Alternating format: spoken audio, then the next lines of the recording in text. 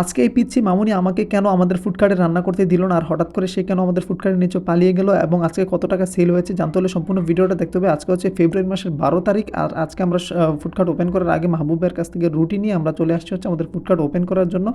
তো food cart open করার পর হচ্ছে একজন ভাই চলে আসছে চাউমিন খাওয়ার জন্য, তাকে একটা চাউমিন দিয়ে দিলাম। তো তারপরে হচ্ছে মাগরিবের নামাজের পরে এই কিছু স্টুডেন্ট চলে আসছে, তারা হচ্ছে আজকে পাস্তা খাবে। তো তাদেরকে হচ্ছে একটা পাস্তা রেডি করে দিয়ে দিয়েছি। তারা এই পাস্তা খেয়ে বলছে ভাই এমন পাস্তা আমরা জীবনেও খাই নাই।